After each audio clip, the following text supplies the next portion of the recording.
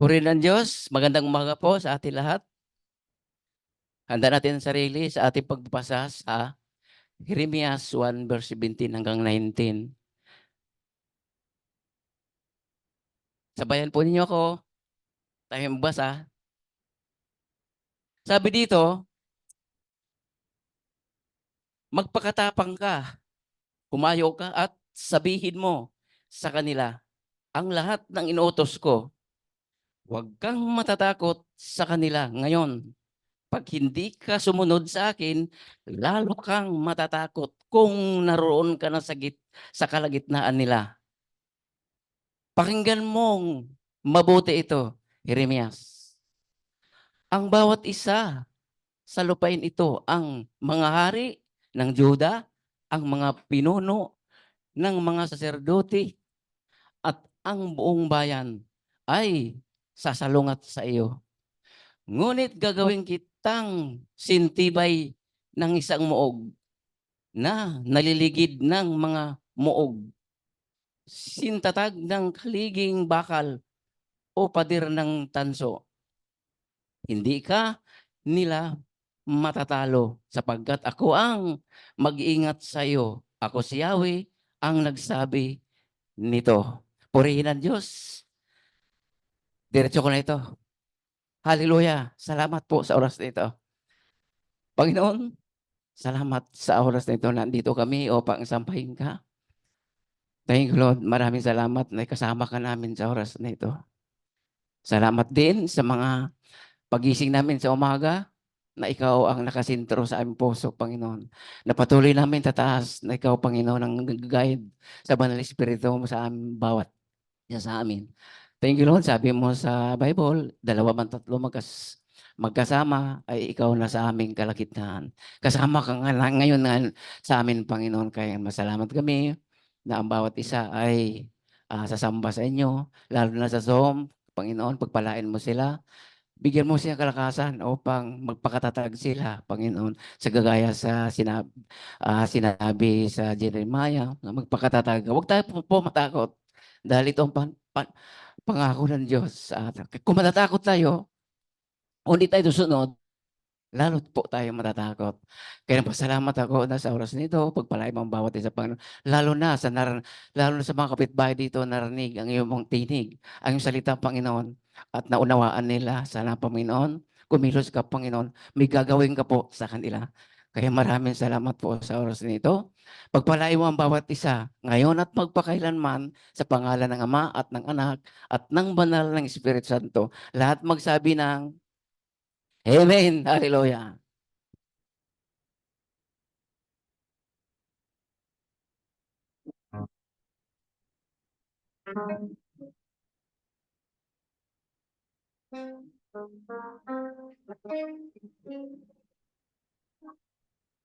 Lord, I stand in the midst of a multitude of those from every tribe and tongue. We are your people, redeemed by your blood, rescued from death by your love. There are no words good enough to thank you. There are no words to express my praise, but I will lift up my voice and sing from my heart with all of my strength. Hallelujah, hallelujah, hallelujah to the Lamb. Hallelujah, hallelujah. By the blood of Christ we stand. Every tongue, every tribe, every people, every land, giving glory, giving honor, giving praise unto the Lamb of God.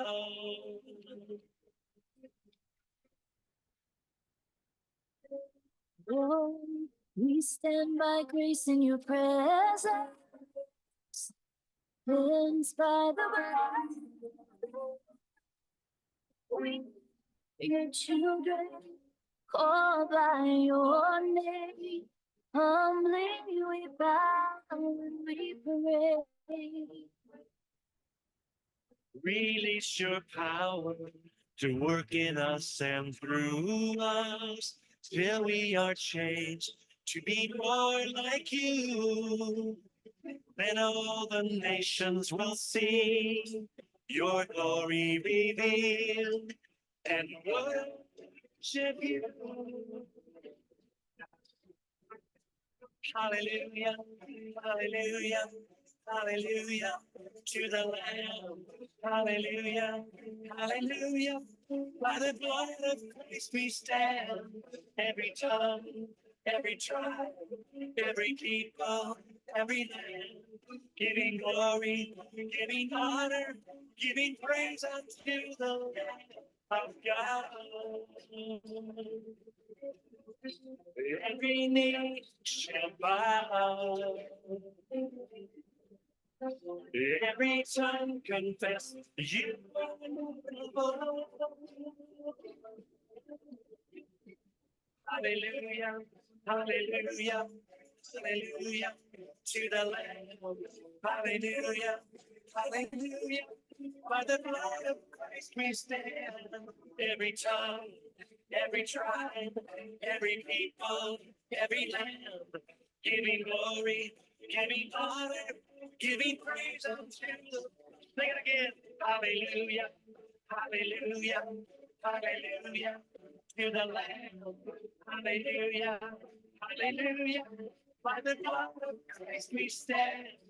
Every tongue, every tribe, every people, every land, giving glory, giving honor, giving praise unto the Lamb of God. Giving praise unto the Lamb of God. Giving praise unto the Lamb of God. Jesus Christ, Lamb of God.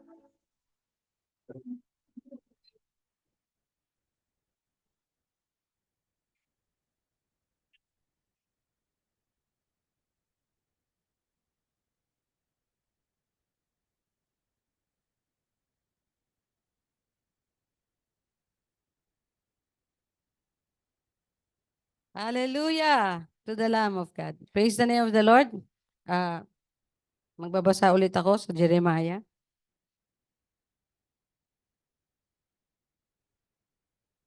Pwede po tayo pumunta ulit sa Jeremias. Okay. Ito po kasi ang laman ng ating mensahe ngayon.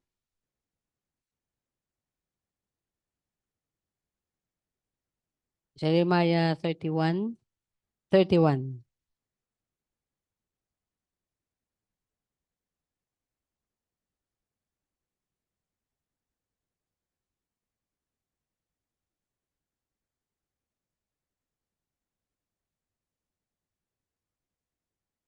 Hindi, nakat tayo. Ay, dapat pala Tagalog.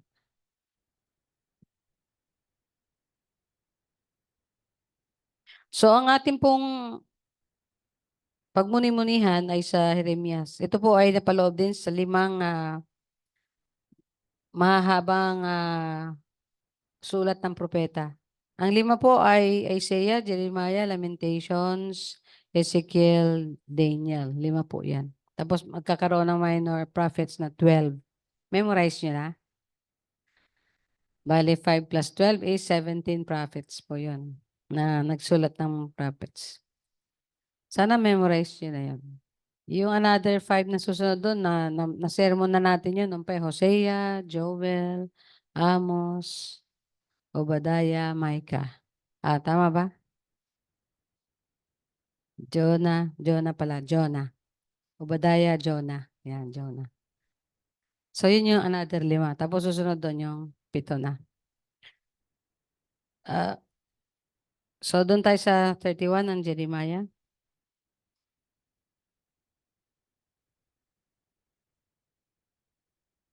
Sa Jeremiah 31:31.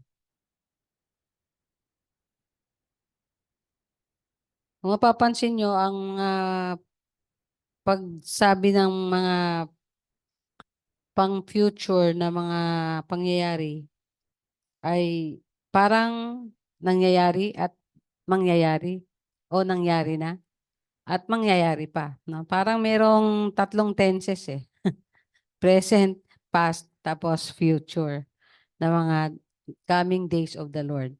Sinabi pa ni Yahweh, darating ang panahon na gagawa ako ng bagong pakikipagtipan sa Israel at sa Huda. Ito'y di gaya ng tipang ginawa ko sa kanilang mga ninuno nang ilabas ko sila sa Ehipto.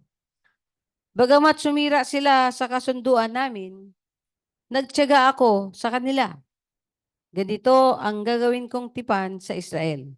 Itatanim ko sa kanilang kalooban ng aking kautusan, isusulat ko sa kanilang mga puso. Ako'y magiging kanilang Diyos at sila ang magiging bayan ko. Hindi na nila kailangang turuan ang isa't isa upang makilala si Yahweh. Lahat sila, dakila't hamak, ay makakakilala sa akin. Sapagkat patatawarin ko sila sa kanilang maling gawain at hindi ko na gugunitain pa ang kanilang kasalanan. Si Yahweh ang naglagay ng araw upang lumiwanag sa maghapon.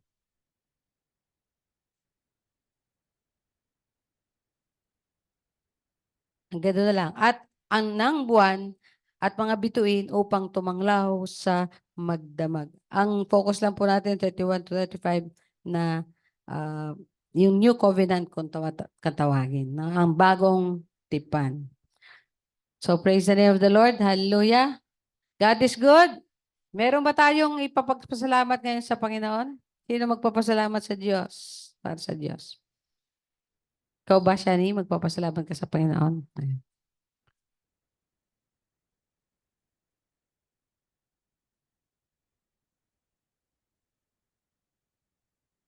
Sa mapagpalang araw po sa ating lahat.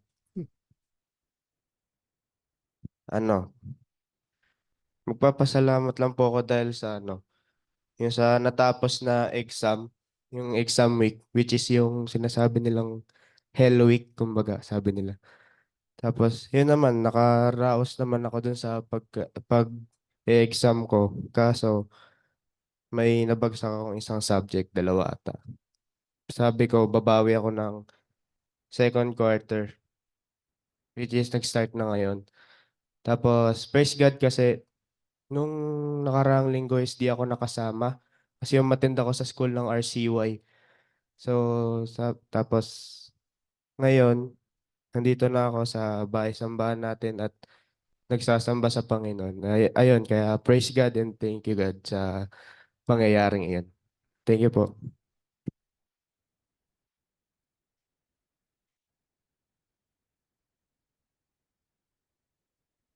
Praise the Lord. Yan ang hope, no? Makapasa siya sa susunod. Lahat, may pasa niya.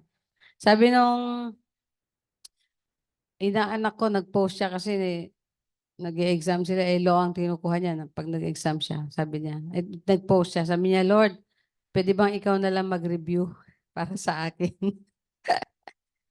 Tapos sabi, sa loob-loob ko, di Lord, ikaw na rin mag-exam para sa akin kasi ikaw nag-review para sa akin. So, ibig sabihin, lesson nun, alam niyo na, meron kayong responsibilidad. Amen? Pasalamat din yung mga nag-birthday dyan. Ako, pasalamat ako sa Panginoon dahil 63rd birthday ko nung 7, no? At madaming may birthday ng October.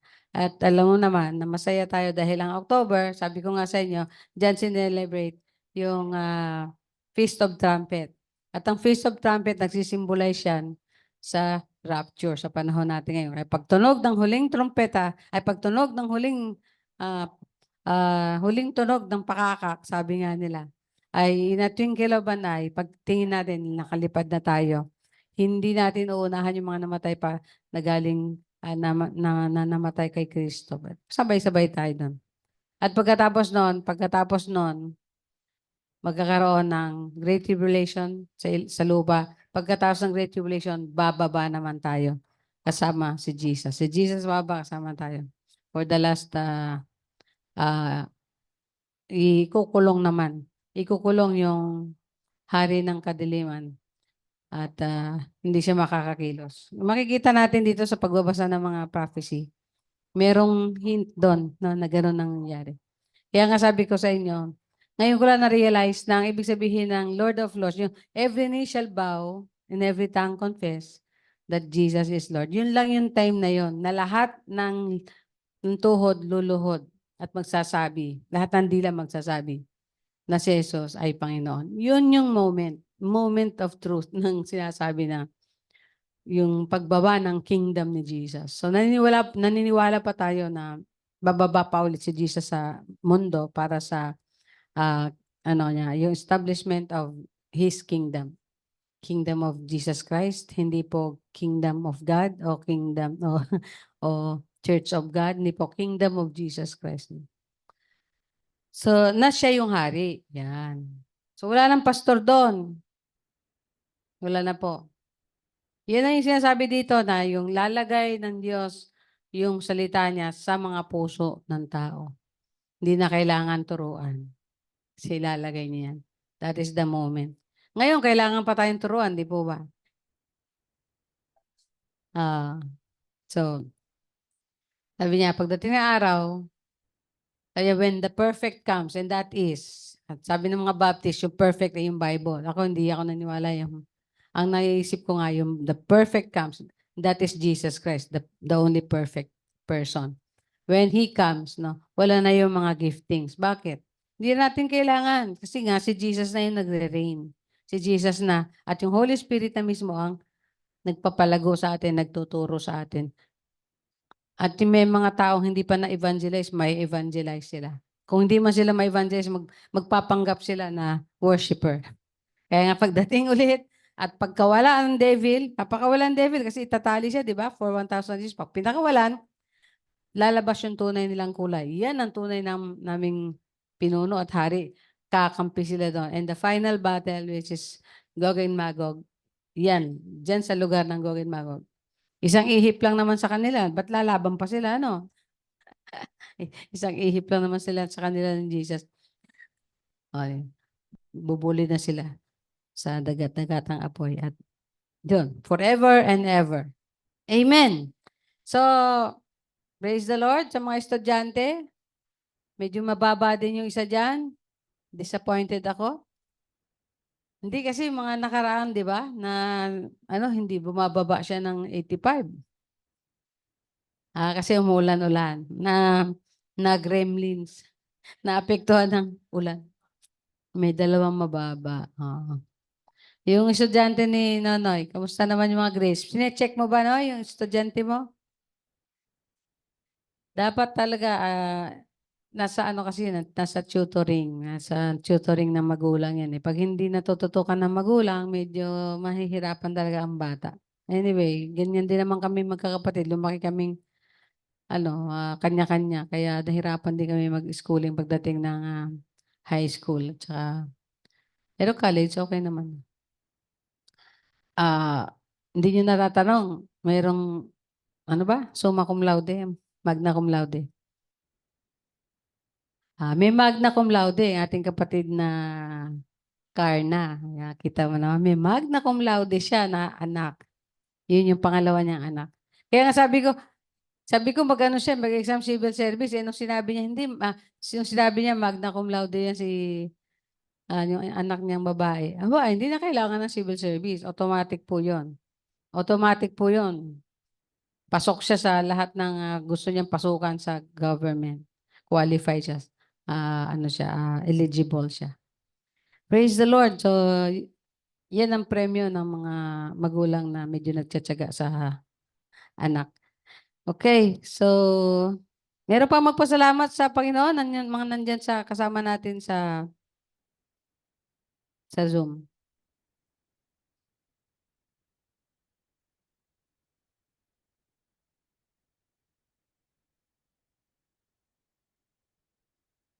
Meron po ba? Magsishare ba yung nag-60th birthday dyan at saka nag-62? 62?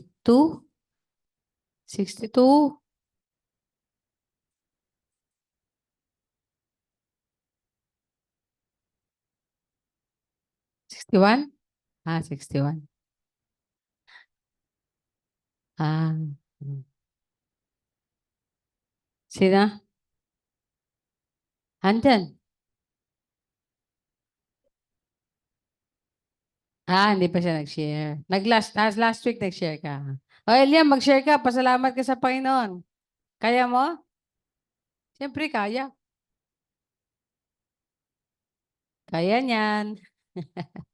Pasalamat. Meron pa po ba? So, habang iniisip nyo kung ano yung sasabihin nyo, in 3 sentences na pasalamat. Ay, sabi mo, papasalamat ka, kapatid. Hindi ba? Kasi sabi mo, pag alam na ng... thank you, Lord daw. Yun lang, thank you, Lord. Birthday nung bunso niyang anak niya ngayon. Di ba? Ngayon? Yeah. Inaanak ko yun. Ipagpa-fasting ko din yan. Kasi sabi ko sa Lord, lahat ng inaanak ko, pinagpipray ko, pinag-fasting ko na makakilala at makapaglingkod sa Diyos. Okay. Meron pa po ba mga kapatid? Pasalamat sa Panginoon. Ako po, kung wala nang iba dyan, Nagulat tuloy yung yung kaharap ng... sige, ikaw na. malinaw ba itong microphone ng tablet? Sobrang linaw. Ayun, very good. First time ko lang to sinubukan mag-zoom dito sa tablet. Kasi lagi akong sa PC. So, tignan ko lang kung effective. Very good. Malinaw naman. Magandang umaga po.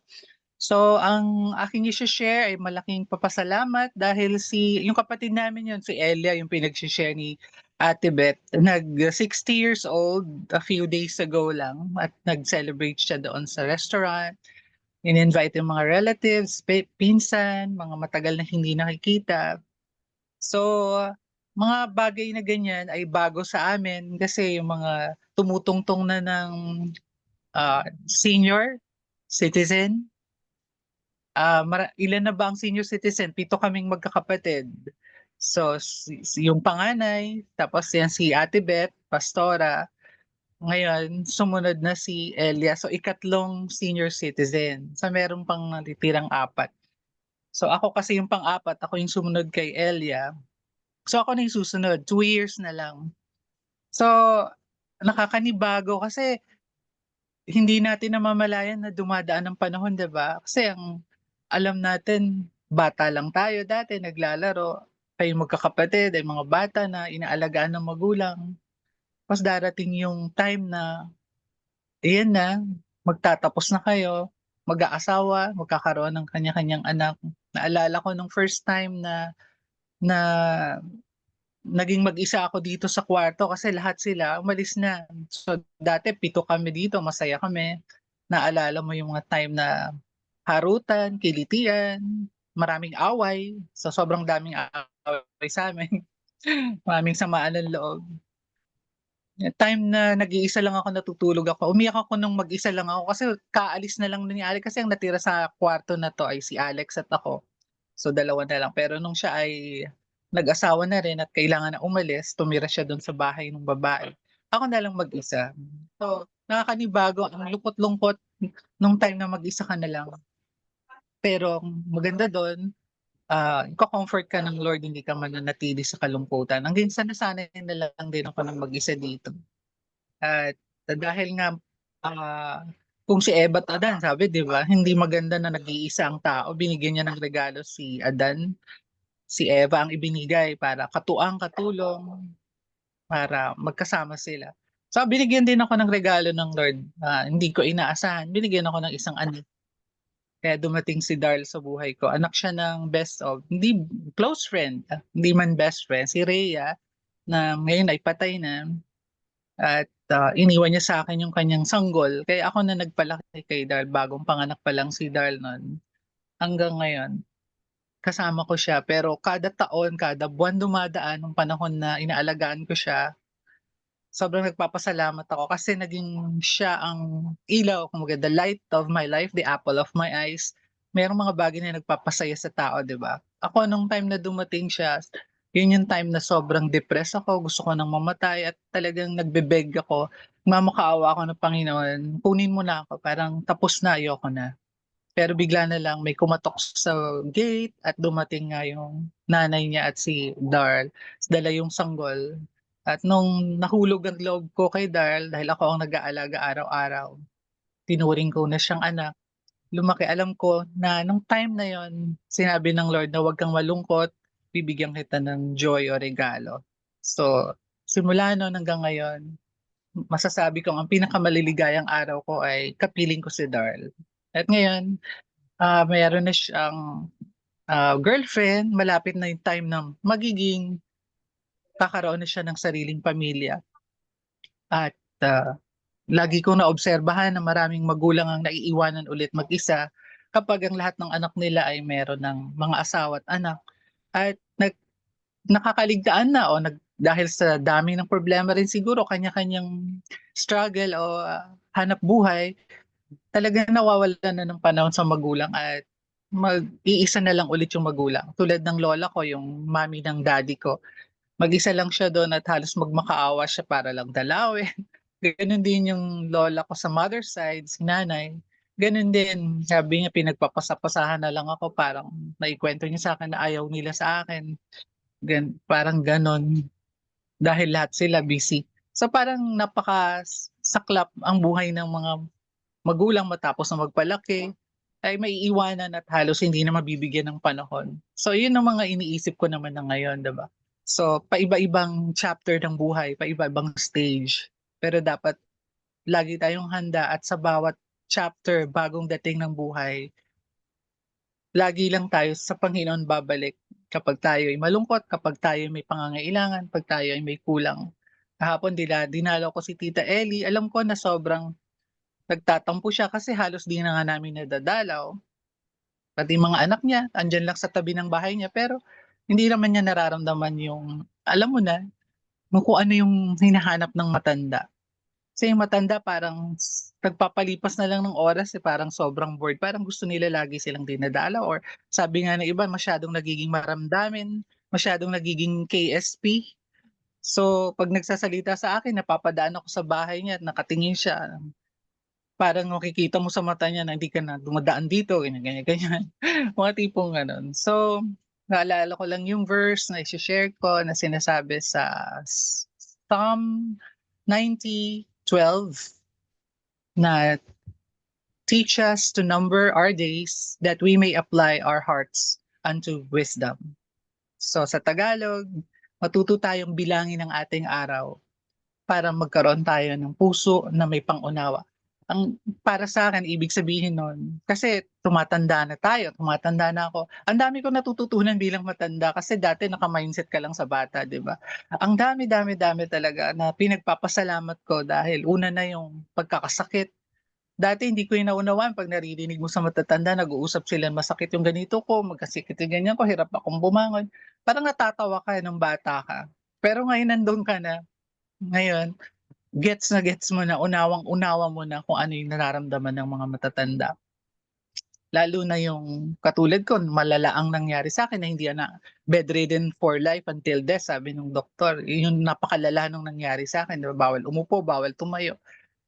Imagine mo na lang pag inaalagaan ka, pinaliliguan ka ng someone, hinuhugasan ng yung mga private parts, pinasubuan ka. Napakahirap nun. Kaya nag-request ako sa Lord, Lord, bigyan mo ako ng milagro. Huwag mo naman gawin sa akin yung ganun.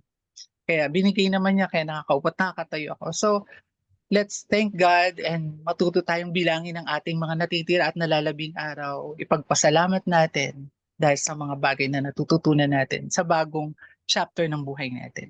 So, yun lang po. Good morning. Amen. Praise the Lord. Yun talaga lang dilema ng mga tumatanda. Yung loneliness, yung depression, yung battle.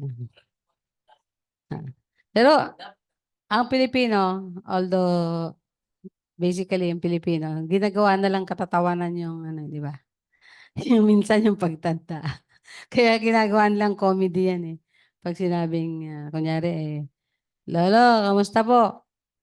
yung iniiba niya yung salita, yung salita ba? Hindi, iba yung naririnig. Naiiba. Iba yung sagot. Kaya pagtatawanan. Ha? Oo. Mustasa. Ano ka mo? Mustasa. Kunyari, kamusta? Sabi niya, ano ka mo? Mustasa. Ay, mga ganun ba? Ginagawa lang comedy. Anyway, ganun talaga. That's life. Anyway, titignan na lang natin yung life after this life. Yan si Jesus, no? Ang sabi, pagdating mo doon sa kalangitan, pagdating mo sa piling ng Diyos, di mo nga maalala eh. Katulad daw yan ng nanganak, na ang sakit-sakit, pero pag nanganak ka, hindi mo maalala yung pain na dinaanan mo nung ikay bago manganak. Kasi dahil sa joy of seeing your child, no? Buhay. Grabe yung metaphor na yun, grabe yung ano na yun, no? Na parang kaganon. Yung joy na mararamdaman natin sa piling ng Diyos. Yung katulad daw. Tapos dito, sa mundo na ito, parang birth pangs. Yung parang sakit ng nagle-labor. Pero once lumabas na yon, hindi mo nga daw maalala yung pain na yun eh.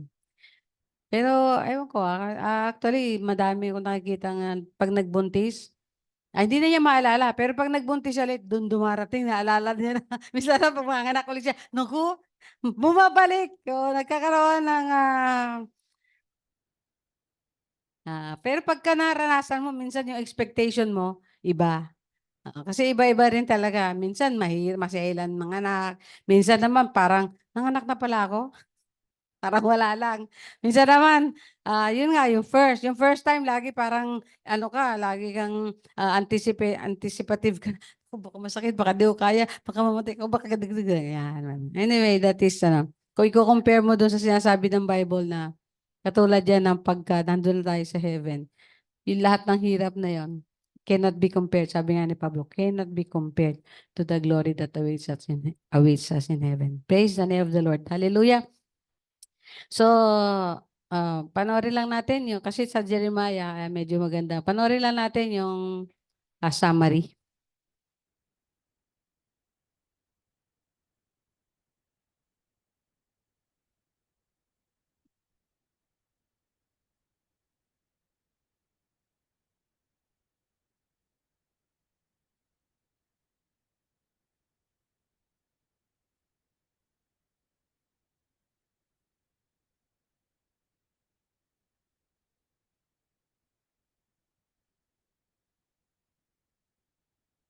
The book of the prophet Jeremiah. Jeremiah was an Israelite priest who lived and worked in Jerusalem during the final decades of the kingdom of Judah. He was called as a prophet to warn Israel about the severe consequences of breaking their covenant with God through their idolatry and injustice. And he even predicted that the empire of Babylon would come as God's servant to bring this judgment on Israel by destroying Jerusalem, taking the people into exile. And sadly, his words became reality. Jeremiah lived through the siege and destruction of Jerusalem and witnessed the exile personally. Now, this book came into existence in a really interesting way. Chapter 36 tells us that after 20 years of Jeremiah's preaching in Jerusalem, God called him to collect all of his sermons and poems and essays and commit them to writing, which Jeremiah did by employing a scribe named Baruch, who wrote down and compiled all of this material into a scroll. Now, Baruch also gathered lots of stories about Jeremiah, and he linked all the pieces together. And so this is why the book reads like an anthology, a collection of collections. It's all been arranged to present this prophet as a messenger of God's justice and grace. So the book begins with God calling Jeremiah to be a prophet, and he's given a dual vocation. He will be a prophet to Israel, but also to the nations. And his words will both uproot and tear down, but also plant and build up. In other words, he's going to accuse Israel and warn them of God's coming judgment, but he also has a message of hope for the future. Now, this opening perfectly summarizes the first large section, chapters 1 to 24. It's a collection of Jeremiah's writings from before the exile. And the core idea here is that Israel has broken the covenant with God and violated all the terms of the agreement they made that are written in the Torah. and in a number of ways. They've adopted the worship of all kinds of Canaanite gods, building idol shrines all over the land. And Jeremiah develops the metaphor of idolatry as adultery and uses the language of prostitution, promiscuity, unfaithfulness to describe how Israel has given their allegiance to other gods. Jeremiah also repeatedly accuses Israel's leaders. The priests, the kings, the other prophets have all become corrupt. They've abandoned the Torah and the covenant, which has led to a tragic result: rampant social injustice. The most vulnerable people in Israelite communities, the widows, the orphans, the immigrants, were all being taken advantage of in clear violation of the laws of the Torah, and Israel's leaders didn't even seem to care. So a classic place where all of these ideas come together is in chapter 7. It's called Jeremiah's Temple Sermon. The Israelites are coming to worship their God in the temple as if everything is just fine, but outside the temple, they are worshiping other gods, and some were even adopting the horrifying Canaanite practice of child sacrifice. And so Jeremiah makes his very unpopular announcement: the God of Israel is coming in judgment. He's going to destroy his own temple and punish Israel by sending an enemy from the north. This is an army that God would allow to conquer Jerusalem. And as you read on, you discover he's talking about the great empire of Babylon. And so this all leads up to a transition in chapter 25. Israel hasn't turned back to their God. And so in the first year of Babylon's new king, Nebuchadnezzar, God tells Jeremiah to announce that the Babylonian armies are headed for Israel and all of its neighbors to conquer them and take them into exile for 70 years. He compares Babylon to a cup of wine filled to the brim with God's just anger at all of Israel's injustice and idolatry, and God will make Israel and the nations drink from this cup. Now, this chapter is key to the book's because everything that follows is going to focus on Babylon's coming attack. First on Israel in chapters 26 to 45, and then on the other nations in chapters 46 to 51. The section about Israel first contains stories about how Jeremiah begged Israel to turn back, how he warned them right up to the last minute, but the leaders of Israel kept rejecting him. This section concludes with a large collection of stories about how Jerusalem was under siege and eventually destroyed by Babylon, and about how Jeremiah was persecuted all through that time and eventually kidnapped and taken against his will to Egypt by a group of Israelite rebels. Now, right here in the middle, in between all of these dark stories of disaster and judgment, is a collection of Jeremiah's messages of hope for Israel's future. So he picks up on Moses' prediction that after Israel had broken the covenant and gone into exile, see Deuteronomy 30, God would not abandon his people. Rather, he would renew his covenant with them and transform their hearts. Jeremiah develops this promise, and he says that God is going to one day inscribe the laws of the Torah, not on tablets, but rather on the hearts of his own people. He's going to heal their rebellion so that they can truly one day love and follow him fully. And so one day, Israel will return back to the land, and the Messiah from the line of David is going to come, and that's when all nations will come to recognize Israel's God as the true God. So these chapters are showing that despite Israel's apostasy, God is not going to let Israel's sin get the final word. Rather, his own faithfulness will bring about the fulfillment of his promises, no matter what. After this, we find the large collection of poems about how God is going to use Babylon to judge the nations around Israel. So Egypt, Philistia, Moab, Edom, Ammon, Damascus, Hazor. But then, surprisingly, the longest poems are saved for last, and they're about God's coming judgment on Babylon itself. So although God used this nation to execute his justice, God doesn't endorse their violence and idolatry. And so Babylon too will come under the standard of God's justice. And so Jeremiah denounces this nation's pride and injustice as well. Now, Babylon is larger than life in these poems, and it reminds us of the image of Babylon all the way back from Genesis chapter 11. Babylon has become the archetypal rebellious nation. In their glorification of wealth and war, God's going to give this nation over to its own destruction. The book concludes with a story taken from the end of the book of 2 Kings. It tells about Babylon's final attack on Jerusalem, how they destroyed the city walls and burned the temple and took the people into exile. The story shows how Jeremiah's warnings of judgment from chapters 1 through 24 were fulfilled. But then the chapter ends with a short story about the captive Israelite king Jehoiakim. He's heir to the line of David. And the king of Babylon releases him from prison and shows him favor and invites him to eat at the royal table for the rest of his life. And that's how the book ends. So it's a little glimmer of hope. And this recalls Jeremiah's promises of hope from chapters 30 to 33. God hasn't abandoned his people or the promise of a future coming king from David's line. And so while this book contains a huge amount of warning and judgment, the final words conclude with a note of hope for the future. And that's what the book of Jeremiah is all about.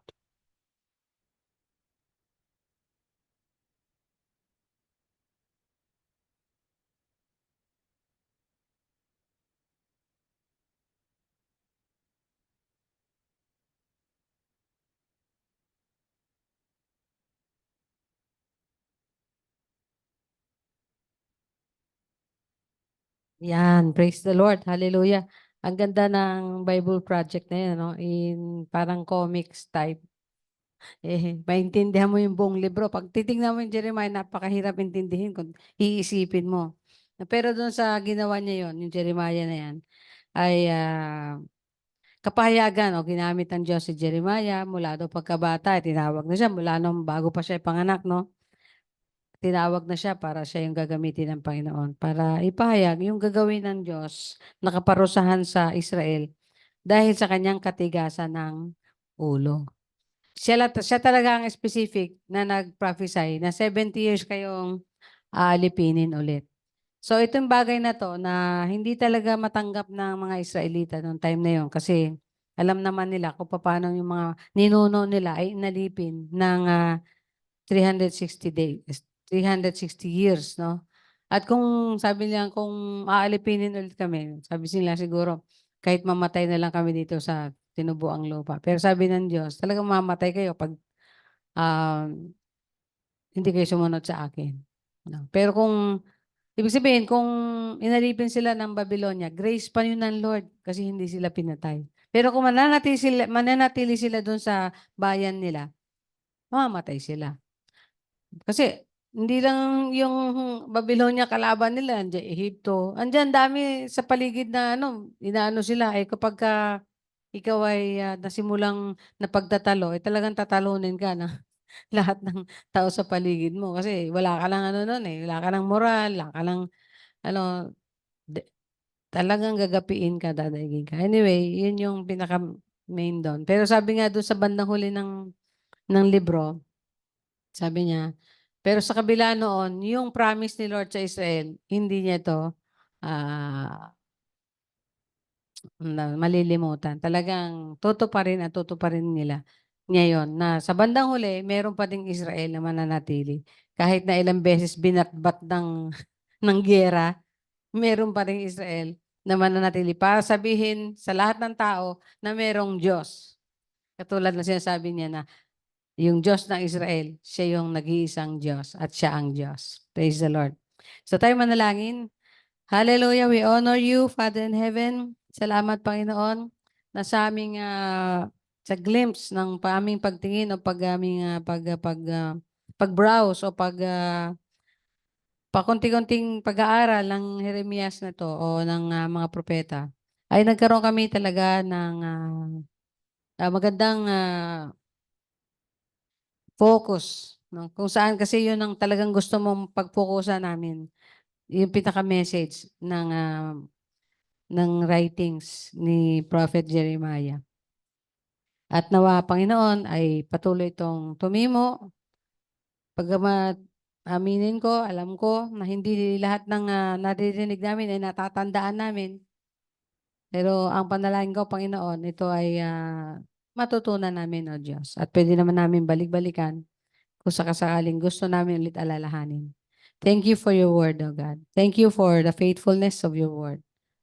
We give you glory. In Jesus' name. Amen. Amen. So si Jeremiah ay pangalawang propetang naisulat nandito. Yung sulat, sabi nga, sulat ng propeta Jeremias. At ito daw po ay sinulat nung 627 to 580 BC bago dumating si Jesus.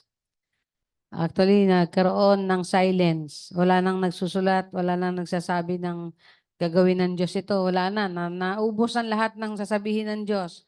about 400 BC. Kaya ang tawag nila doon silent years.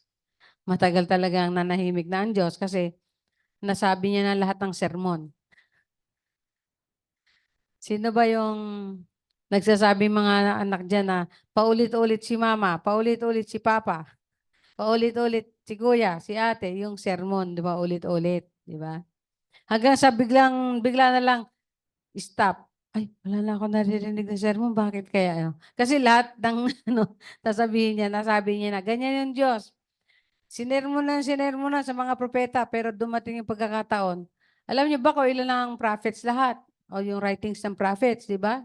Sabi ko na sa iyo, yung major, 5. Yung minor, 12. So 12 plus 5, ilan? 17 na prophets. Grabing tiyaga ng Diyos, ano? Napaka-patient niya sa atin. So si Jeremiah ay ang book of Jeremiah is a prophecy of a man divinely called in his youth from the priest city of Anathoth. Tatay kasi niya priest. So hindi lang siya talaga propeta, kundi saserdote din yung kanyang o Levita. Yan, sabihin na natin, Levita. Hindi naman talaga saserdote. Pwede din saserdote. Priest kasi, no? Anak siya pero naging propeta siya. Tinawag siya ng Diyos mula pa daw sa kanyang pagkabata. Actually, ang kanyang calling, nagsimula pa daw to bago siya ipanganak. So, nag-labor daw si Jeremiah ng 40 years. So, tiyaga niya, no? Nag-sermon siya. Sabi ng Diyos, ganito. Ganito gagawin ko. Ganito mangyayari. Pag nagpatuloy kayo sa ganyan, ganito, ganyan. Sige lang siya at sabi to, nag-labor siya. Bakit po? Wala kasing naniwala. Kung meron man, hindi rin makapag-voice out. Pero sila yung mga nagpasakop, palagay ko. Yung mga nagpasakop na mapa-ibang bayan ulit para sakupin o ma-enslave or ma-captive, sila yung mga naniniwala. Pero karamihan ng leaders, mostly leaders ay walang naniwala at madami pang mga false prophets. Ang ibig sabihin dito, hindi talaga false na prophet siya, kundi yung prophecy niya ay false. Ibig sabihin, yung time na yon, binabaligtad niya yung prophecy ni Jeremiah. Sabi niya, hindi totoo yan. Hindi tayo pababayaan ng Diyos. Kunyari may nagsabi sa atin, kanya, ikaw, paparusahan ka ng Diyos. Tapos may magsasabi na isa, hindi totoo yan kasi hindi ka pababayaan ng Diyos. Ganyan. So, ano yung paniniwalaan mo doon? Negative o positive? Siyempre, yung mga positive na naniniwala sa positive claim. Hindi, kiklaim ko siyempre positive. Hindi tayo pababayaan ng Diyos. Katulad ng mga sabi, hindi pababayaan ng Diyos magkasakit ako, pero nagkasakit siya, di ba? Kasi minsan, kailangan alamin din natin talaga kung ano yung kalooban ng Panginoon. Si Jeremiah, isa siya sa mga tinatawag na yan. Talagang dumana siya ng, sabi dito, heartbroken. Heartbroken talaga siya. Kasi sa pangangaral niya, wala nakikinig. Wala naniniwala. At hindi lang yon. Di ba pinakita dyan sa Bible Project kung ilang beses siyang at yung pinakahuli, kinuha talaga siya. Tinapon siya sa Egypt. Hinuli siya. At may pagkakataon pa na tinapon siya sa lalagyan ng tubig sa sister, no? Diyan ka sa balon. Yung mga ganon, no? Sabi diba, but through his sermons and signs, he faithfully declares that surrender to God's will is the only way to escape calamity.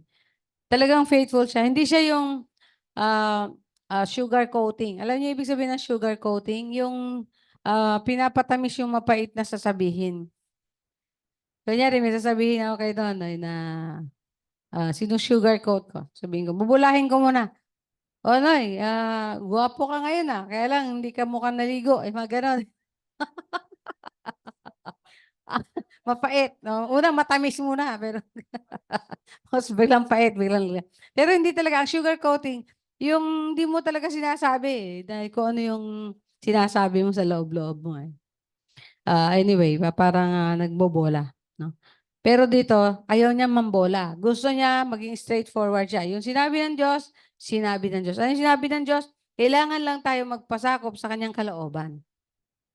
Sabi niya, kalooban ba talaga ng Diyos na maalipin tayo? Yun ang mga tanong, di ba? Kalooban ba ng Diyos na maalipin ang mga hinirang ng Diyos, sila pa naman yung tinatawag na hinirang ng Diyos or the chosen nation of God. Siyempre, sasabihin niya, hindi ano hindi? Doon nga sa Egypt, 360. Ito, 70 years lang, ayaw nyo pa. 70 years lang. Eh di pagka pinanganak ka ngayon, nandun ka sa Babylonia pinanganak, hanggang sa lumaki ka na 70 years old ka. Diba? Kasi yung mga nasa wilderness, 40 years sila sa wilderness. Yung mga pinanganak, 40 years sila sa tapos sila yung nakapasok sa promised land. Kasi yung mga ninuno, pinatay lahat ni Lord John. Sabi niya, pinatanda niya muna, mamatay lahat hanggang si Moses, pati si Moses, pinatay niya. So, minsan ang plano ng Diyos, mahirap tanggapin. Pero ang mahalaga, sumunod lang. Lord, kung ano man yun, di ikaw nang bahala. Submit to God's sovereign will and faithfulness and love. Dahil love ka niya, pati yung pag-suffer mo, pati yung pagiging captive mo, pati yung sa wilderness, di ba sabi niya, hinayaan, di ba sa Psalm 136, hinayaan niyang lumakad siya sa ilang ng 40 years. Tapos biglang merong chorus, for His loving kindness is everlasting. Dahil gano'n na lang ang pag-ibig at pagsinta ng Diyos sa kanila. Aba, pinalakad tayo sa ilang 40 years. At yun ay dahil sa pag-ibig ng Diyos. Minsan mahirap unawain, pero all we have to do is to trust, to have faith, to look unto Jesus, to have hope. Kung anong gagawin niya, anong sabi, may gagawin siya.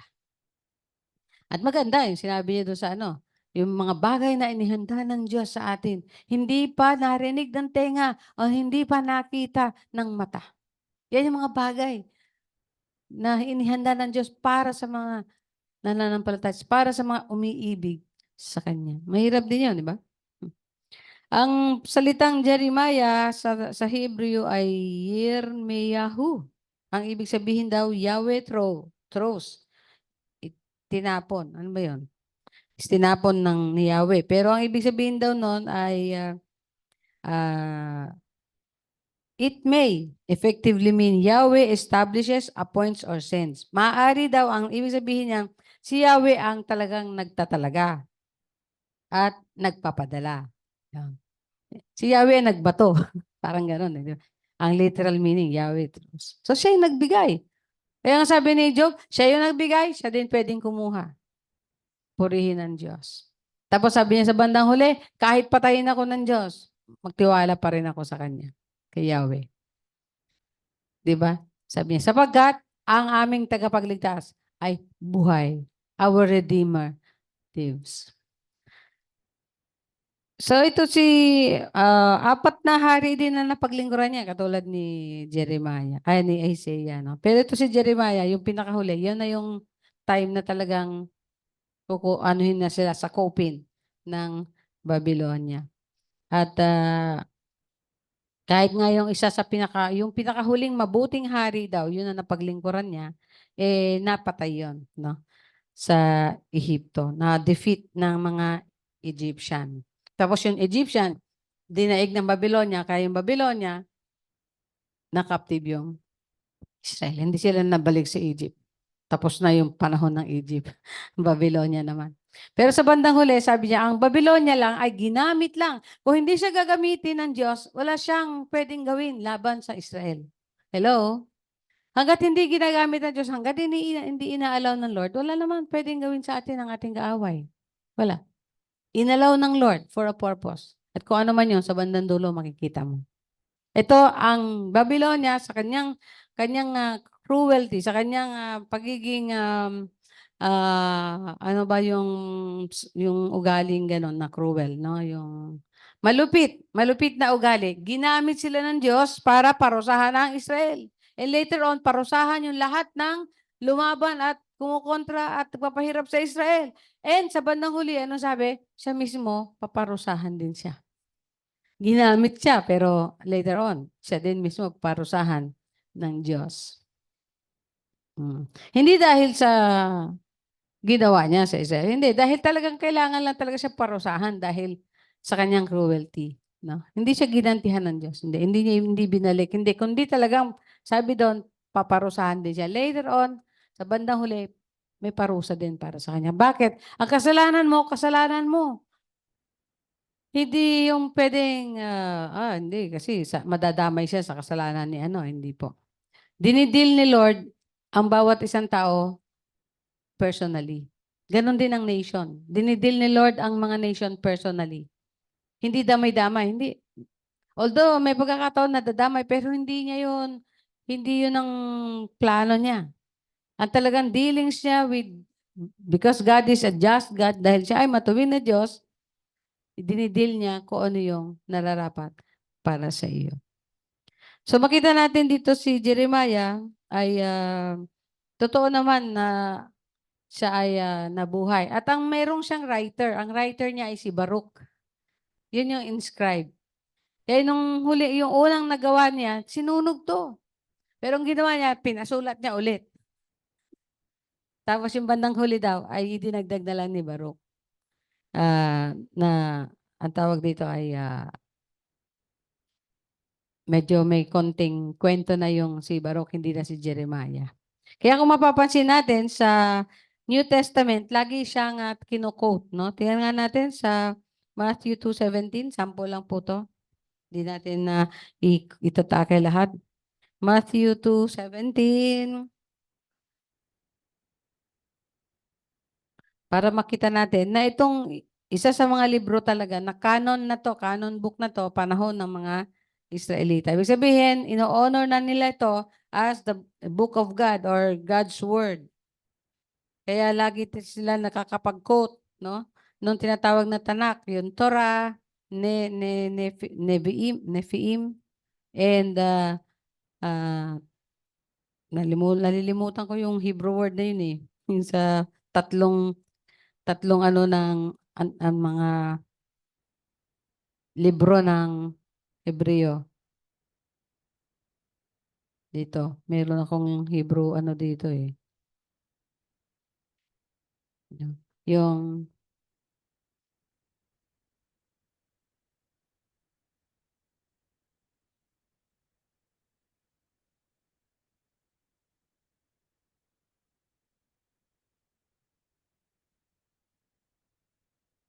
Yung scrolls nila, yun yung ang kabuuan nun ay Tanakh kung tawagin. Yun ay binubuo ng Torah o yung 5 libro ni ano at yung prophets, no?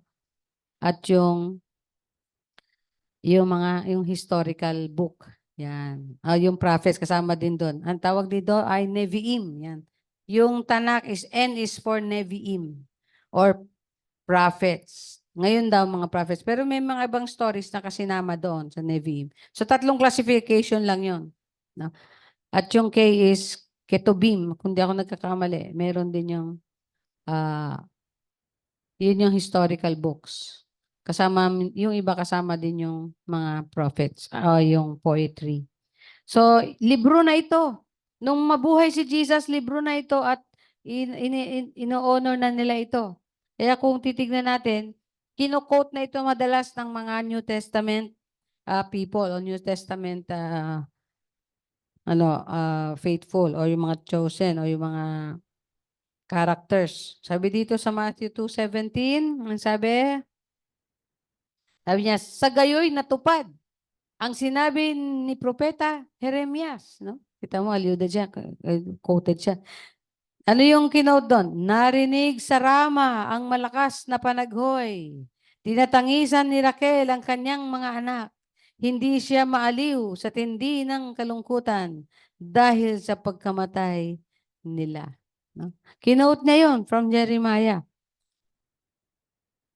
And to be exact, yun ay nasa chapter 31 verse 15 ng Jeremiah. Tingnan natin yung 21:13.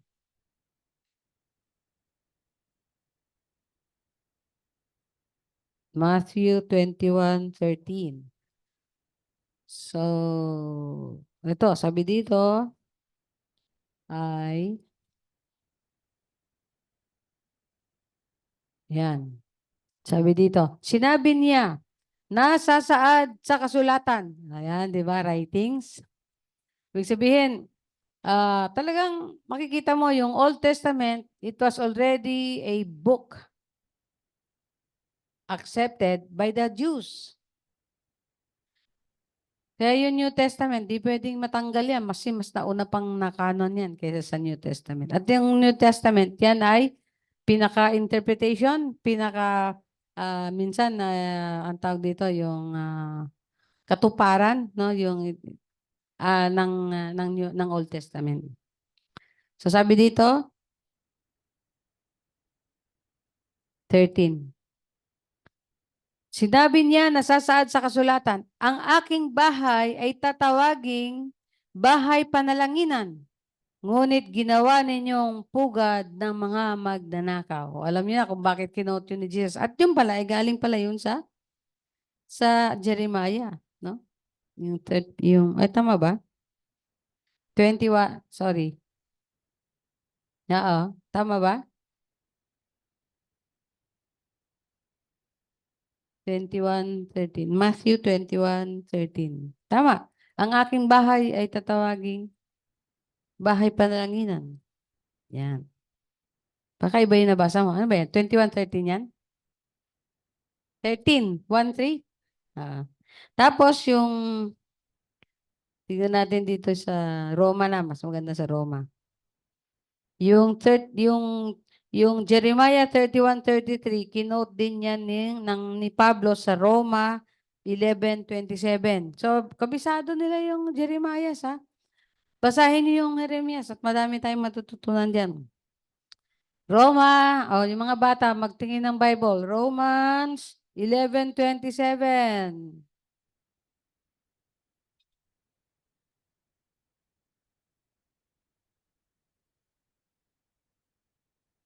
Roma 11:27. Sabi dito, yan.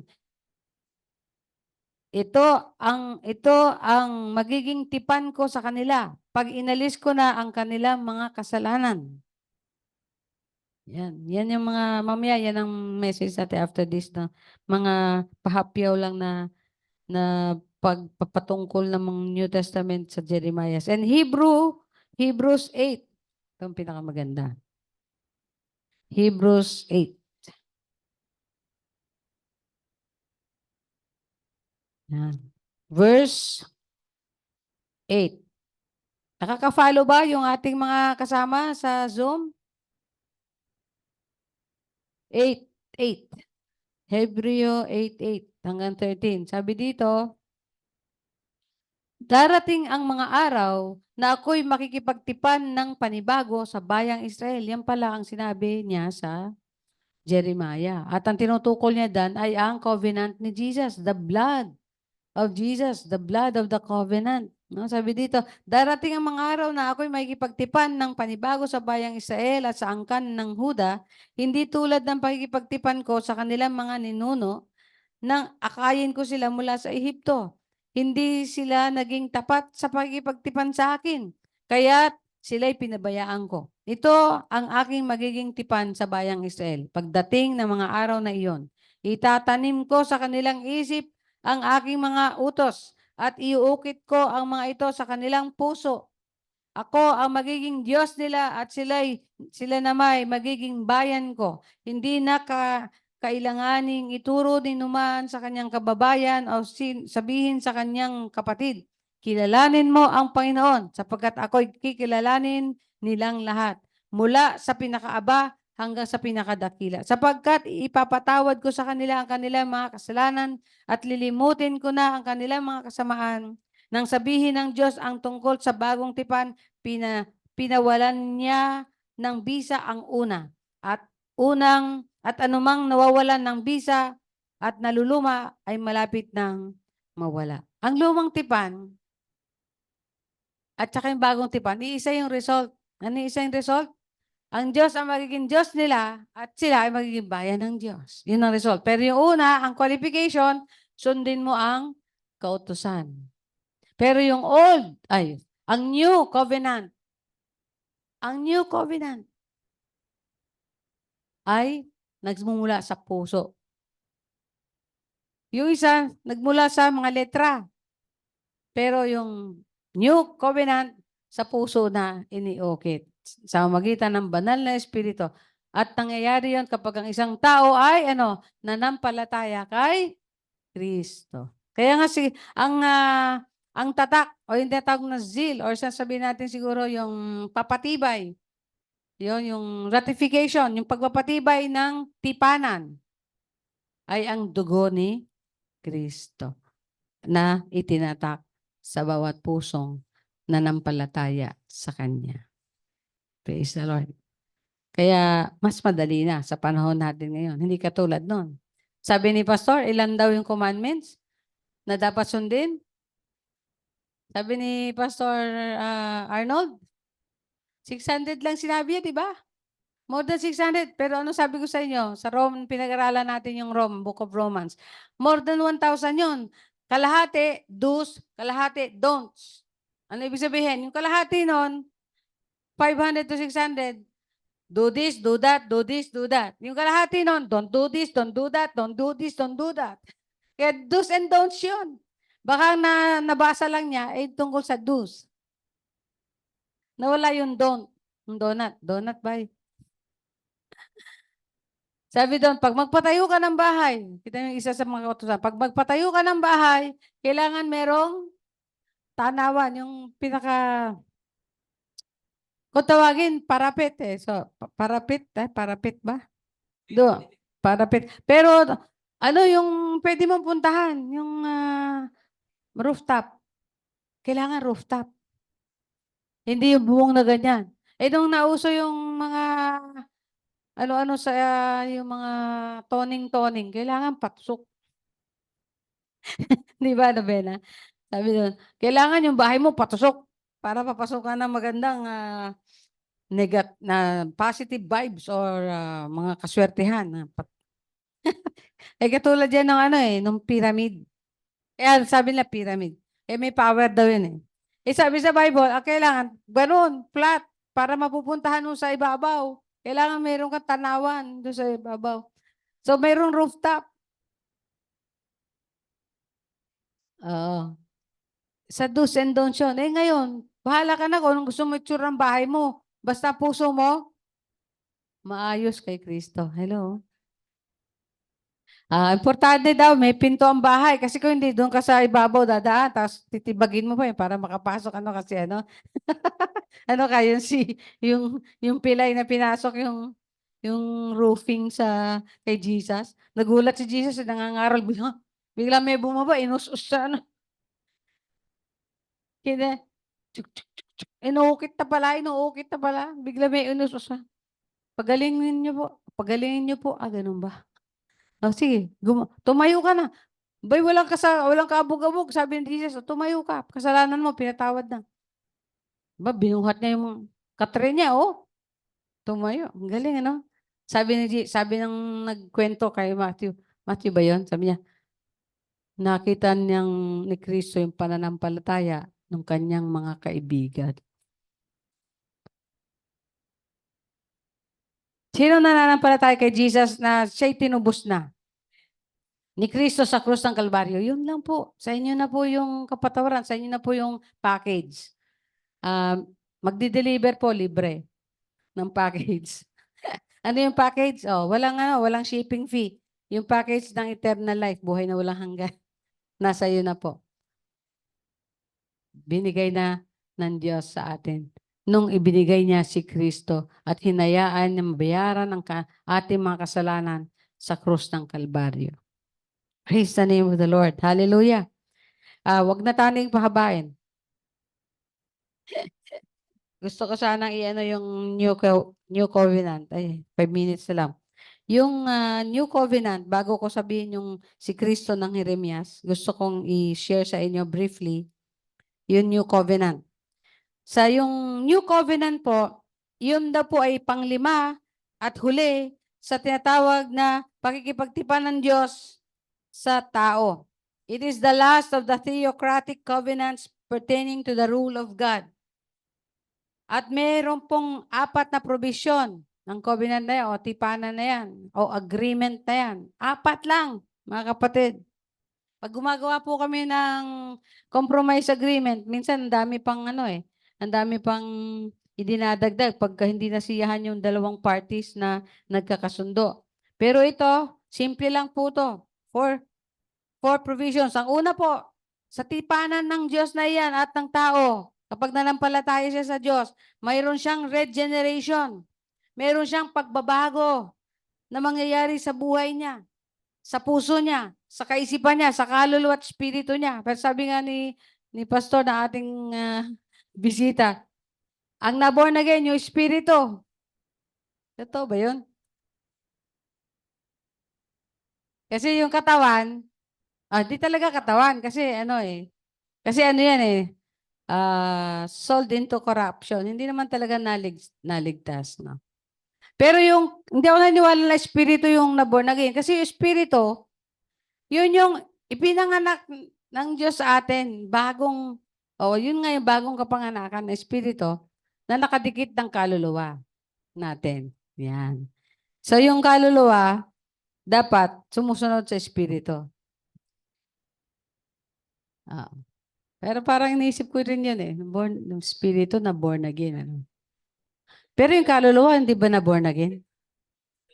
Parang na born again dapat yung kaluluwa. Kasi yung espiritu, binigay ng Diyos, no? Na magbigay buhay sa kaluluwa. Yan. So yung kaluluwa na dating hindi nakakaunawa sa Diyos, nakaunawa sa Diyos. Dahil doon sa espiritu ng Diyos. At nabuhay na espiritu ng tao, nagkaroon na siya ng espiritu. Dati, patay yung espiritu niya. Ngayon, naging buhay ang espiritu niya. Mahirap paliwanag. Wala naman kasing nakasulat. Pero totoo naman, yung kaluluwa na born again. Sabi niya, yung espiritu na born again. Okay. Sumunod po na covenant. Sabi dito, no? Sa 31:33, yun yung 31:33. But this is the covenant that I will make with the house. Nandun tayo sa Jeremias. Baka nalilito na naman kayo. Jeremias 31. Magbasa yung mga bata, batuta dyan, para matuto. Sabi yung mga awit na nagbabasa ng Biblia, sabi niya, mas matalino pa ako sa mga nagtuturo sa akin sapagkat pinag-aaralan ko at naintindihan ang salita niya. Di ba? Kaya kapag naintindihan mo yung Bible, alam mo yung Bible, mas matalino ka pa sa teacher mo. Jeremiah 31:33, sabi dito,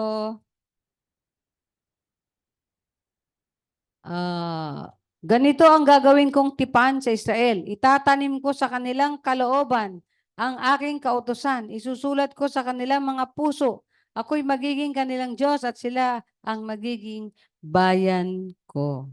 Yan. Yan yung napunta sa puso, no? Pero palagay ko, it is the work of the Holy Spirit. Yung regeneration. Totoo naman yun Yung regeneration, yung pagiging bagong ikaw. Kapanganakan na bagong ikaw. Nanggaling yon sa banal na espiritu na pumasok sa puso mo. Ang pangalawa po na nilalaman ng New Covenant ay national restoration. Ito maganda. Hindi lang Pilipino ang maborn again, kundi ang Pilipinas. Yan ang pag-pray nyo. Maborn again ang Pilipinas para hindi na siya sasamba sa Diyos-Diyosan. Sabi ni Nonoy, sa ibang Diyos-Diyosan. Diyos-Diyosan, hindi ibang, sa ibang Diyos. Hindi siya sasamba sa ibang Diyos at sa Diyos-Diyosan. Yan. Meron siyang, yan yung tatawag na national restoration. Yahweh will be their God and the nation will be His people. Di ba? Ang galing, no? At pangatlo, ang provision ng New Covenant ay personal ministry of the Holy Spirit. Kaya nga po, para maborn again, yung mga mananampalataya, yung mga disciples ni Jesus, hindi lang sila hiningahan ng banal na espiritu ng Diyos. So, na born again sila. Bago dumating yung Pentecost, sabi din sa John, hiningahan sila ng Holy Spirit. Kaya na-born again sila. At sa pagiging born again nila, pinababa naman ng Diyos yung kapangyarihan. Ibig sabihin, pina-effect niya yung kapangyarihan ng Holy Spirit na inihingan niya sa kanila. Naalala niyo yung create ni Lord, create ni God si Adan? Di ba hiningahan niya sa nostril si ano? Hiningahan niya sa ilong, nabuhay. Kaya sabi doon sa Bible, and he became a living soul. Pero nung magkasala siya, yung soul niya na yun namatay. Pero nung naborn again siya, nabuhay ulit yung soul na yun. Sabi niya, you were dead in trespasses, but you were made alive. Dati, namatay na yung kaluluwa dahil sa kasalanan, pero dahil sa pananampalataya, ikay binuhay na muli. Yan yung sabi ni Pablo, teaching ni Pablo yan. Sabi dito, yung ito yung personal ministry of the Holy Spirit. They will all be taught individually by God. Wala na daw magtuturo kasi yung banal na Espiritu na ang magtuturo sa Kanya. So, hindi na tayo bubuklat ng Bible. Bubuklat na lang ng puso. Kasi nasa puso daw eh. Sabi nung isang pastor, sabi niya, nasa yung mga Bibles niyo? Pastor, nasa puso na namin yung salita ng Diyos. O sige, buksan natin puso sa pahina. Buksan yung ating puso sa pahina ganyan. No? Buksan yun. Buksan yung puso, no? Sabay sa 31:34, nasaan sabi dito sa Jeremiah 31:34, sabi dito, hindi na nila kailangan turuan ang isa't isa upang makilala si Yahweh. Lahat sila dakila't hamak ay makakakilala sa akin sapagkat patatawarin ko sila sa kanilang maling gawain at hindi ko na gugunitain pa ang kanilang kasalanan. Praise the Lord. Hallelujah. Thank you, Father. So napakaganda, no? So yun na yung tinatawag na personal ministry of the Holy Spirit. Kaya nga sabi, di ba? I will send you the Spirit of truth, and He will teach you all things and make you remember everything that I have taught you. Yun yung sabi ni Jesus sa John, di ba? At ang pangatlong provision, ang pangapat na provision ay yung tinatawag na full justification. Buong pagpapawalang sala. Totally bura ang iyong mga kasalanan. Kasi ipinako na yon sa krus ng Kalbaryo. Sabi dito, their sins will be forgiven and completely removed. Hindi na niya alalahanin yon.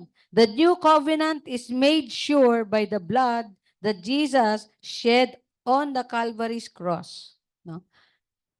Sinigurado ng Diyos na ang bagong tipan ay matutupad.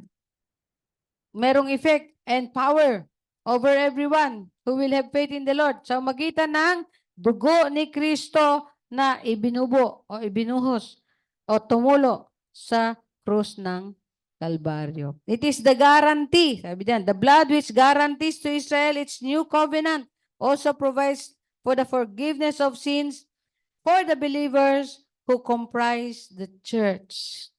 Yun daw, dugo ni Kristo na nagagarantiya na ang Israel ay mababalik sa Diyos, mapapatawad sa kanilang mga kasalanan, ay totoo din sa lahat ng mananampalataya na bumubuo ng iglesia. So tayo po ang pagkakilala natin kay Jesus. Dapat ganun ang pagkakilala nila. Jesus, siya yung nagbayad, Redeemer. He's the payment of all of our debts or sins to God. Lahat ng utang natin sa Diyos, siya yung nagbayad. Wala pong itinera. Hindi po yung partial, kundi full justification, buong kapatawaran. Pero sabi nga, hindi to excuse para magpatuloy sa kasalanan. Dapat ipamuhay yung bagong buhay. It is up to us. It's up to us. Pero sabi niya, Pag matigas sa ulo. Sige. Mayuuntog ka. Kailangan mo ng gamot. Tugmolodon daw, sabi ni ano eh. Di ba? Tugmolodon. Ano yung tugmolodon? Iuntog mo yung ulo mo doon. Para magising. Yan. Tugmolodon. So, yun yung mga 4 provisions. Ano yung mga yon? Regeneration, national restoration, ministry of the Holy Spirit, and full justification. Yan yung nakapaloob dito sa Jeremiah ng New Covenant. At alam mo ba kung sino si Jesus sa Jeremias? Ito na. Dito na tayo sa talagang mensahe natin. Who is Jesus in the book of Jeremiah? Jesus is our righteousness. Sa pangalan ng Diyos, anong pangalan ng Diyos? Na Yahweh Tzidkenu. Yahweh Tzidkenu. God, our righteousness. Siya yung ating kabanalan. Siya yung ating katwiran. Siya yung ating kalinisan. No? God, our righteousness. Yan yung nakalagay doon sa binasa na ba natin ito? Yung 23:5. 23:5 ng Jeremiah. Sabi dito,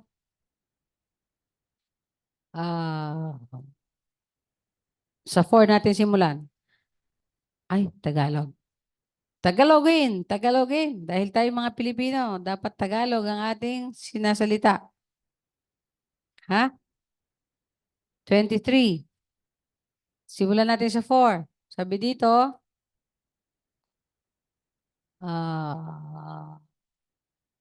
ako na ang magtitipon sa nalabi sa aking mga tupa mula sa lahat ng lupaing pinagtapunan ko sa kanila. Ibabalik ko sila sa kanilang tinubuang lupa at sila'y muling darami. Hihirang ako ng mga tagapangunang magmamalasakit at mga ngalaga sa kanila. Hindi na sila muli pang daranas ng takot at agam-agam at wala nang maliligaw kahit isa. Akong si Yahweh ang may sabi nito. Tama ba? Nalalapit ng araw, sabi ni Yahweh, na pasisibulin ko mula sa lahi ni David ang isang sangang matuwid. Isang hari ng buong karunungang maghahari. Paiiralin niya sa buong lupain ang batas at katarungan. Magiging matiwasay ang Huda sa panahon ng kanyang pamamahala at ang Israel ay mapayapang mamumuhay. Ito ang pangalang itatawag sa kanya, si Yahweh ay matuwid.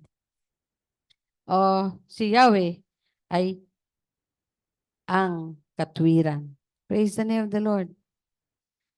Kaya ngayon, titingin ka kay Yahweh, bibihisan ka ng katwiran ni Jesus.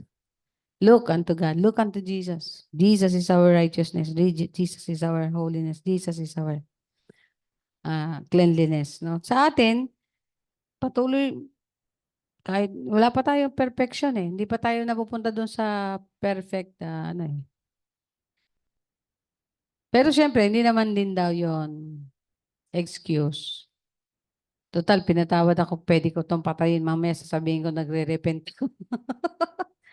Papatayin ko ito mamaya. Tapos pagkatapos ko siyang patayin, sasabihin ko sa Diyos, patawarin mo ako. Kasi intentional yun eh, no? Alam niyo ba sa hustisya ng tao, iba yung intentional sa hindi sinasadya? Iba yung sinasadya, iba yung parusa sa sinasadya at sa hindi sinasadya. At alam din ng Diyos yun kung sasadyain mo o hindi mo sasadyain. Kasi pag sasadyain mo, sasadyain din niya yung palo sa'yo. God, Yahweh is the Lord our righteousness. Sabi niyo ng pangalan, no? In His days, Judah will be saved and Israel will dwell safely. Yun yung kingdom. Saan ka ba naman makakita na safe na pagkakataon? Hanggang ngayon, ginigera ang Israel. Mangyayari yon pagka nandyan na yung kingdom ni Jesus. Kaya ito, ano to, past, present, and future ng mga prophecy, sabi nga ng mga theologians. Yung prophecy nito, meron na mga natupad, at meron nangyayari, at merong tutuparin. Yan. Yan yung prophecy. Ganon. Past, present, and future. At ito, kailan mangyayari ito? In His days. Sabi niya, in His days. Sa dakilang araw na iyon. Ng kaharian ni Kristo sa mundo. Sa pangalawang paghahari, sa pangalawang pagbabalik niya, doon na siya maghahari. Sabi dito, in His days, Judah will be saved and Israel will dwell safely. Di ba magkaroon pa nga ng bagong Jerusalem? Sabi dito, now, this is His name by which He will be called, the Lord, our righteousness. Pero sabi nga ni David Jeremiah, yung aking pinapakinggan na pastor, no? Medyo matanda na. Sa panahon na yun, may nagkakasala pa rin. Kaya lang, hindi pinapahalata. Kasi yung hari nila, si Jesus. Eh, si Jesus naman ay sovereign, all-knowing. May malilihim ba? Wala. Kaya, kahit secret, huwag mo nang gawin. Kasi walang secret sa mata ng Diyos. Amen. Tayo manalangin. Hallelujah. We bless your name. Ama, meron kaming Diyos ng aming katwiran. Kung titignan, Diyos, kami lahat, Ama, ay marumi. Lahat kami, Panginoon, pagkatapos yung linisin, maya-maya lang marurumi yan. Sapagkat yan ay dala ng aming laman na nakorap ng kasalanan at ng aming kalaban. Pero salamat, nariyan ka, as we continue believing in you, Father, you are changing us into your likeness more and more habang inihahanda mo kami sa pagdating ng kapanahunan na yan, Panginoon. Salamat, nariyan ka. Ikaw ang aming katwiran. You are our holiness. You are our righteousness. You are our Yahweh, Chidgano.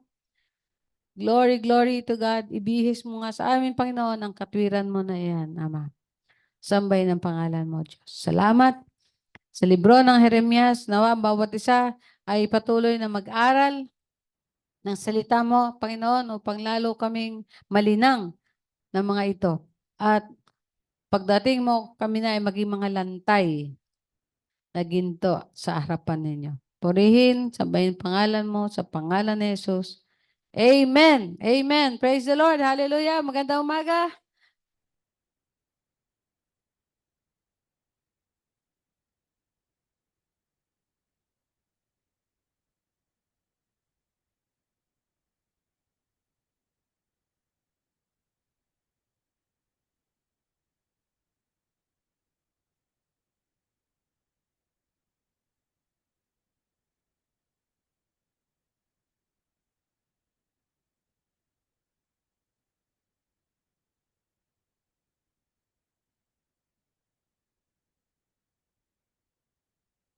Puri ng Diyos, magandang hapon sa atin lahat. Mayroon lang ako babasahin dito sa Bible, sa awit 27 verse 4. Ito ano tong awit ni David to eh.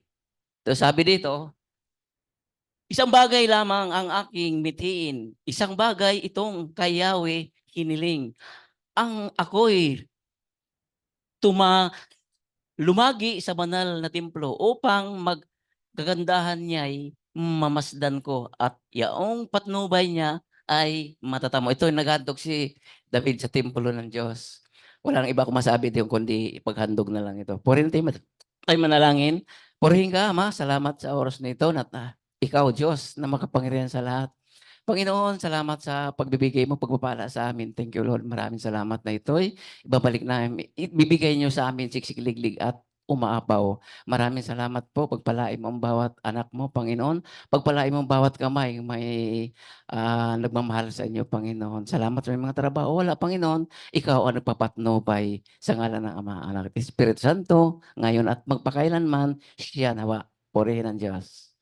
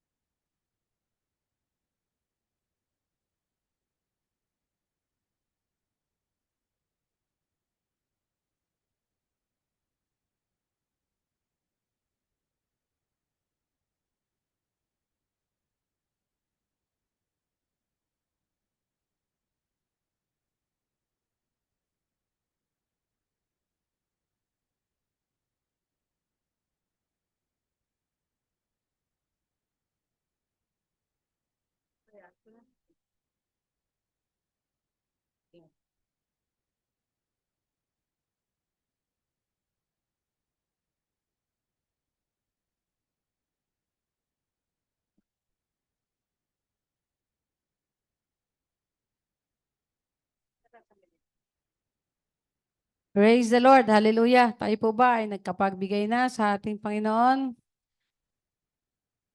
Tayo ngayon ay manalangin sa ating mga kahilingan. Patuloy namin dinudulog sa inyo, Ama, ang aming mga pangailangan, ang aming mga naisin, ang gustong mga makita, matupad sa aming mga buhay, sa aming pamilya, sa aming mga mahal sa buhay. Father in heaven, kahit di sa ministeryo namin, Panginoon, na pinagkaloob nyo sa ministeryo ninyo, na pinagkatiwala nyo sa amin, tinataas namin to sa inyo. Sa bansa, kung saan nyo kami nilagay, tinataas namin to sa inyo. Sabi nyo nga, panalangin na napagpalain nyo to upang pagto'y pinagpala, kaya kami din na nakatira dito ay papagpalain. Kaya thank you for everything, Lord. Sa mga estudyante, tulungan mo sila magsikap, tulungan mo sila magkaroon ng focus, magkaroon ng malasakit sa magulang at sa pag-aaral. Tulungan mo silang matutunan nila ang tama at matuwid at higit sa lahat mga aral nyo, O Diyos. Anong magulang, tulungan nyo mapakita ang mga mabuting halimbawang makadiyos na pamumuhay at pagiging magulang at maging responsable, Panginoon, katulad nyo sa amin lahat. Thank you, Lord. Sa lahat ng aming mga kapitbahay, patuloy din namin silang tinataas. Magkaroon ng conviction ng Holy Spirit sa bawat nilalang. At ang bawat salita namin ay makatulong sa kanila at makapaliwanag, Panginoon, tungkol sa inyo, O Diyos, misala sa tungkol sa inyong kaligtasan at tungkol sa ginawa ni Kristo na pagbayad ng aming mga utang sa krus ng Kalbaryo. Thank you, Lord. Thank you for blessing us all, O God. We give you glory. Inaangkin namin, Panginoon, yung mga bagay na hindi namin masabi, masaad, nang hayagan pa, at dahil nga mahahaba pa to, Panginoon, sa bawat panalangin ng bawat isa, O Diyos, na dinadala sa kanyang chamber of prayer room, o sa prayer room niya, Lord, salamat na didinig mo ito, Ama, sa bawat nilalang na narito ngayon, na sumasamba sa inyo. Panginoon, sa lahat ng dako na sumasamba sa inyo, Panginoon, naririnig nyo ang hinaing ng bawat puso, isip, at damdamin ng bawat isa. Thank you for you are a God who knows everything. Our omnipotent, omniscient, and omnipresent God. We give you glory. Hallelujah. Salamat po at tinutugon nyo ang aming mga dalangin. Sa pangalan ni Jesus. Amen. Para sa basbas ng Diyos, hallelujah, hallelujah, hallelujah. O Yahweh, aming Diyos, aming Ama, Ama ng aming Panginoong Jesus, at aming Panginoong Jesus na siyang kabayaran at katuparan ng lahat ng pangako mo sa amin. At sa banal na Espiritu na siyang nagtatawid sa amin mula sa landas dito sa mundo patungo sa landas sa kaharian ninyo, Ama. Salamat at pinagpala, ikaw'y sumaamin at pinagpala nyo kami ngayon at magpakailanman. Amen and amen. Praise the Lord. Hallelujah. At magandang umaga para po sa ating documentation. Everyone po,